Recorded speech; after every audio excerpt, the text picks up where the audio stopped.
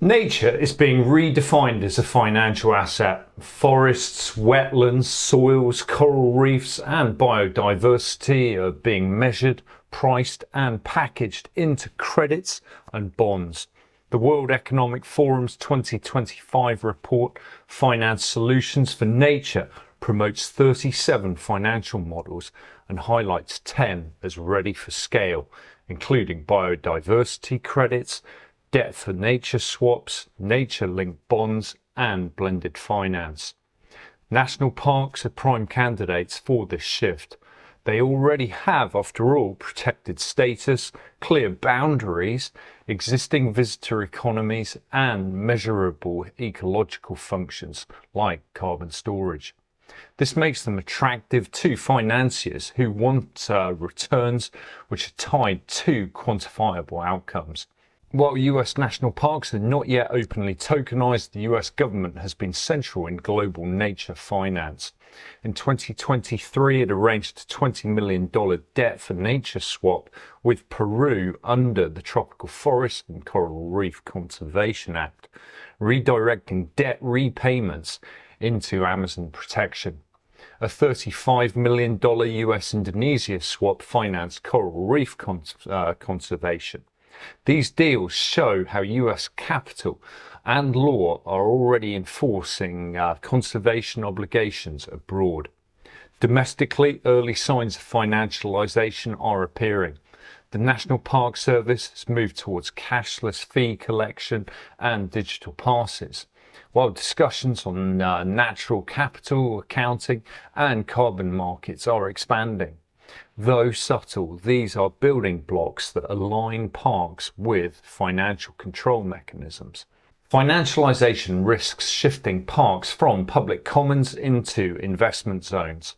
Likely outcomes do include stricter limits on visitor access to meet investor-backed conservation metrics, higher entrance fees or privatized services to generate revenue streams, curtailment of indigenous and local rights such as foraging or cultural practices, more surveillance and enforcement with potentially drones, cameras and digital tracking of activity, as well as ecological metrics prioritized over public enjoyment, with certain zones likely to be closed off to visitors to preserve credits. Tokenization through blockchain is emerging as a way to divide the ecosystem rights into tradable digital assets. Now, this could mean that investors hold enforceable digital rights to parts of forests or habitats. Tokens could be traded globally, with profits flowing abroad rather than to communities. Legal enforcement of token claims would be necessary across jurisdictions, potentially reducing park autonomy and the influence of local community. Even if parks remain publicly owned, tokenization could amount to partial privatization in practice, shifting control from public stewards to financial markets. As billions flow into nature finance, investors will demand strict monitoring. Already, carbon projects use drones and satellites tracking. In parts of Africa and Asia, armed units patrol conservation zones. Now, in the developed world, militarization is less likely to involve paramilitary units, but more rangers, restricted zones, harsher penalties, and surveillance technologies are certainly foreseeable.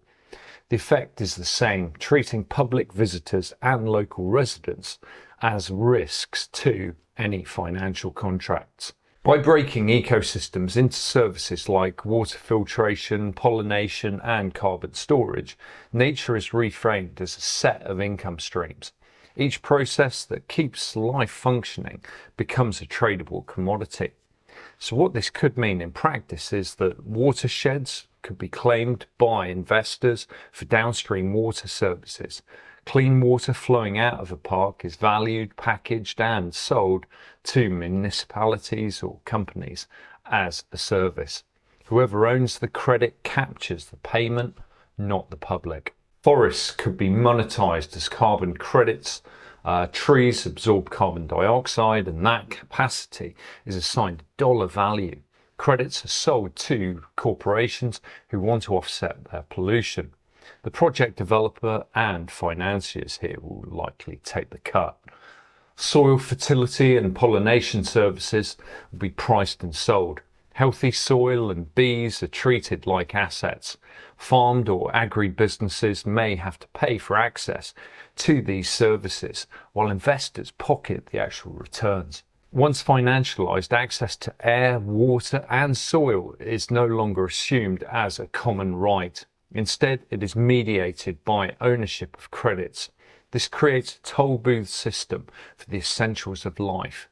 Whoever controls the credits can charge for what used to be free. The profit element is really quite straightforward.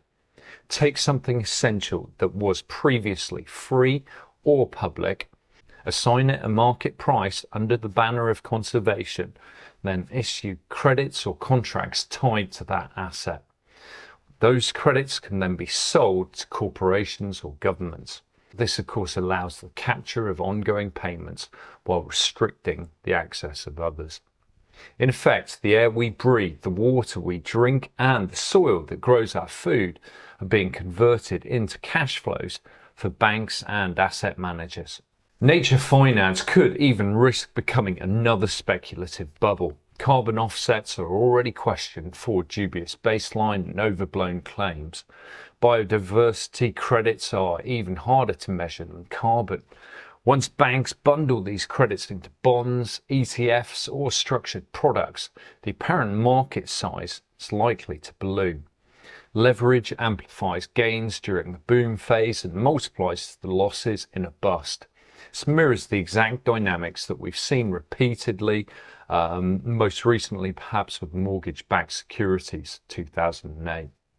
Such a bubble would not only harm investors, but also abandon parks and communities that are tied into contracts, which could leave these ecosystems underfunded and with access restricted as the financial flows actually dissipate.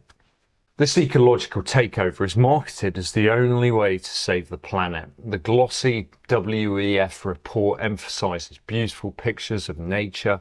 Dissent is of course framed as naive or anti-environmental, yet it's greenwashing.